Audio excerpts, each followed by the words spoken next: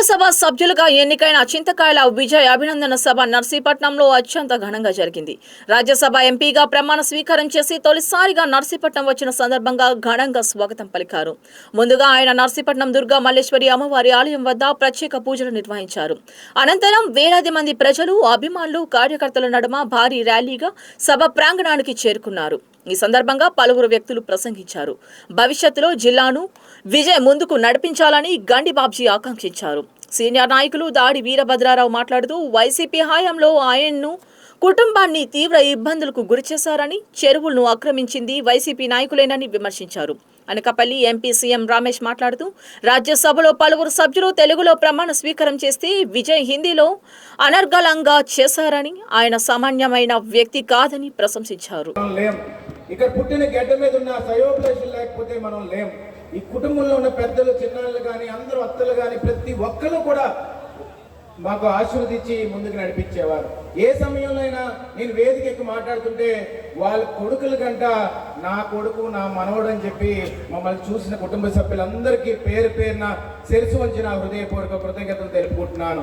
ఈరోజు 2008లో రాజకీయాలకి ఇదే వేదిక మీద ఇక్కడ నేను రాజకీయ స్పీచ్ ఇచ్చినప్పుడు పెద్దలందరూ వచ్చి నువ్వు పైకి వస్తావు, రానున్న రోజుల్లో రాణిస్తావు అని చెప్పినప్పుడు అయ్యన్న పాత్ర గారు ఒకటే మాట అన్నారు, నువ్వు చదువుకోవాలి, చదువుకొని అన్ని విధాలుగా కూడా రాజకీయాన్ని అత్యంత ఉన్నత స్థాయిలో తీసుకెళ్లాలి, ఏ మాత్రం అవినీతి లేని రాజకీయాన్ని ముందుకు తీసుకెళ్లాలని చెప్పి ఆయన ఆశీర్వదించి మొట్టమొదటి నుంచి కూడా పార్లమెంట్ లో మాట్లాడితే బాగుంటుందని చెప్పినప్పుడు నేను పూణేలో చదువుకున్నా కానీ, జార్జ్ వాషింగ్టన్ యూనివర్సిటీలో నడయాడి చదువుకున్నా కానీ, ఇక్కడ గుడిలో ఆర్ఎస్ఎస్ స్కూల్లో చదువుకున్నా కానీ, ఎప్పుడు చదువుకున్నా కానీ ఎక్కడ చూసినా పేపర్లో నాన్నగారు వార్తలు చదివినప్పుడు కానీ ఎప్పుడన్నా కానీ నాకు ఎంతో సంతోషం కలుగుతుంది.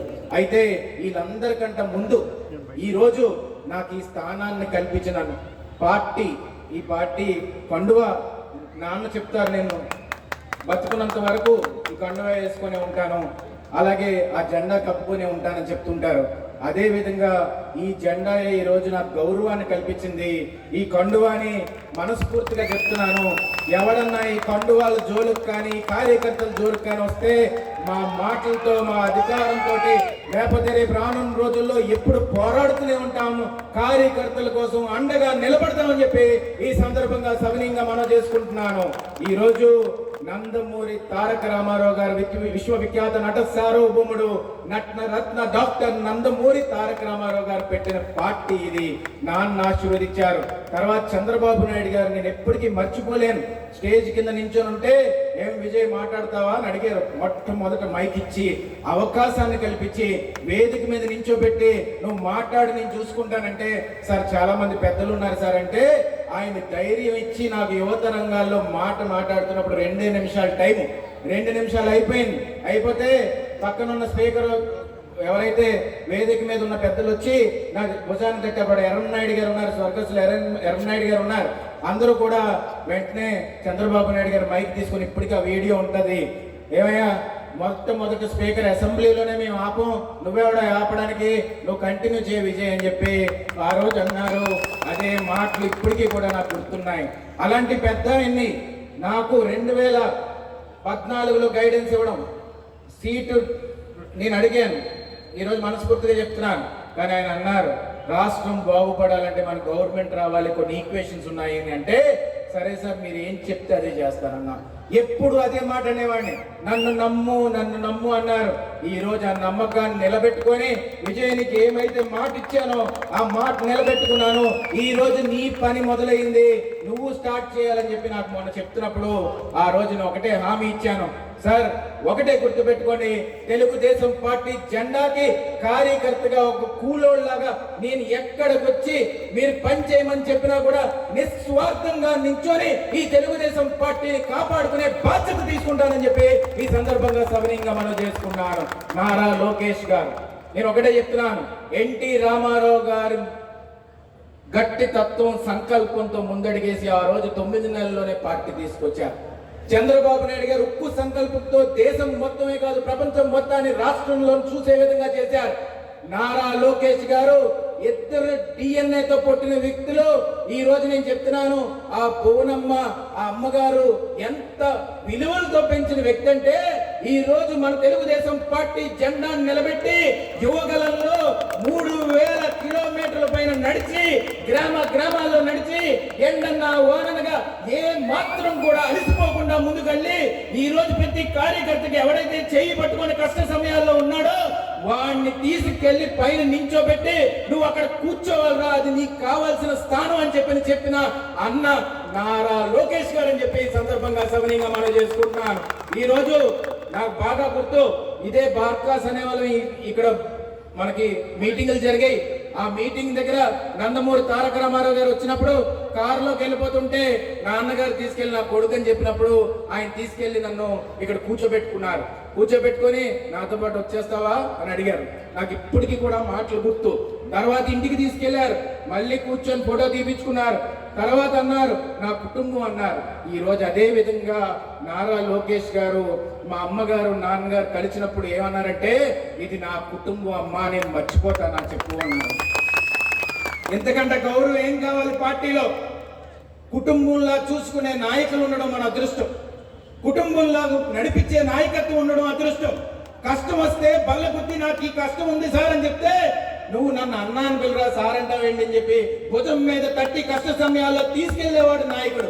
అలాంటి నారా లోకేష్ గారు ఉండడం మన అదృష్టం అని చెప్పి సందర్భంగా సవినయంగా మనం చేసుకుంటున్నాను. మొన్న ఢిల్లీలో అత్యంత నేషనల్ మీడియా ప్లాట్ఫామ్ మీద మాట్లాడుతున్నప్పుడు ఆయన మాట అనర్గళంగా మాట్లాడుతున్నప్పుడు ఆయన ట్రాన్స్ఫర్మేషన్, ఆయన కష్టం, ఆయన సంకల్పాన్ని చూసినప్పుడు ఆయన్ని ఆదర్శంగా మన యువకులందరూ తీసుకొని రేపు రానున్న రోజుల్లో తెలుగుదేశం పార్టీ భవిష్యత్తు సేఫ్ హ్యాండ్స్ లో ఉంది, నారా లోకేష్ గారి హ్యాండ్స్ లో ఉందని చెప్పి ఈ సందర్భంగా గర్వంగా చెప్పదలుచుకున్నాను. ఈ రోజు నేను ఇంత పొగడదలుచుకోలేదు, ఇది పొగడతలు కాదు, నేను నిజం చెప్తున్నాను. ఎందుకు నేను ఒక ప్రెస్ మీట్ లో అన్నాను, మంగళగిరి లాంటి నియోజకవర్గాన్ని ఎంచుకోవాలంటే నాకు కూడా దమ్ము సరిపోదు. ఎందుకు సరిపోదంటే 83 నుంచి మొన్నటి దాకా ఎప్పుడు కూడా గెలలేని నియోజకవర్గం. ఆ నియోజకవర్గంలో నేను గెలుస్తానని వెళ్ళడం, మొక్కు పట్టుకొని నేను గెలుస్తాను అక్కడ కూర్చొని ఒకసారి ఓడిపోయిన తర్వాత ఎంతో మంది వచ్చి నిరాశ కల్పించినా కానీ అక్కడే ఉండి గెలిచి చూపెడతానని చెప్పి అక్కడ జెండా ఎగరేసి అత్యంత ఉన్నతమైన మెజార్టీని తీసుకొచ్చిన అలాంటి నాయకత్వం నేను చెప్తున్నాను. ఏది జగన్మోహన్ రెడ్డి పులివెందులు వదిలి రమ్మని బయటికి ఇంపాసిబుల్. రాహుల్ గాంధీని ఆయన్ని ఎక్కడికైనా వెళ్ళి కష్టమైన నియోజకవర్గంలో ఎక్కడైతే కాంగ్రెస్ గెలదో అక్కడ గెలవమనండి, ఇంపాసిబుల్.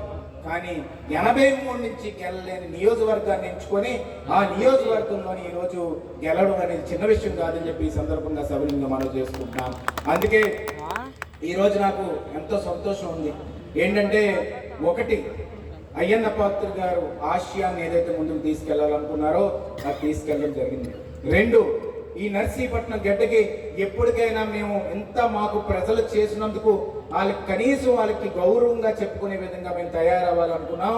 ఈ రోజు మీరందరూ కూడా చెప్పుకునే విధంగా మా ఓడు రాజ్యసభ ఎంపీ స్థానంలో కూర్చున్నాడని చెప్పుకునే విధంగా మీరందరూ కష్టపడినందుకు ఈ గౌరవాన్ని ఇచ్చిన తెలుగుదేశం పార్టీ, నారా చంద్రబాబు నాయుడు గారు, నారా లోకేష్ గారు, నారా భువనేశ్వర్ గారు, ఆ కుటుంబ సభ్యులందరికీ కూడా పేరున శిరస్సు వంచి నా హృదయపూర్వక కృతజ్ఞతలు నమస్కారాలు తెలుపుకుంటున్నాను.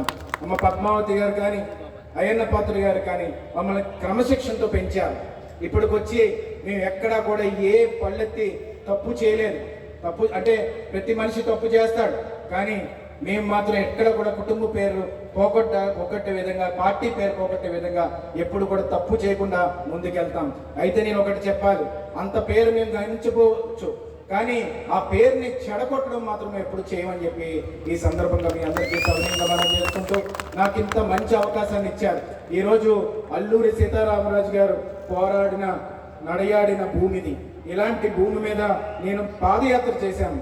పాదయాత్ర ఇక్కడి నుంచి కలెక్టర్ ఆఫీస్ విశాఖపట్నం పాదయాత్ర చేసినప్పుడు నాతో పాటు ఎంతో మంది కలిసి నడిచారు. దాంట్లో పెద్ద పెద్ద ముసలి వాళ్ళు కూడా నడిచారు.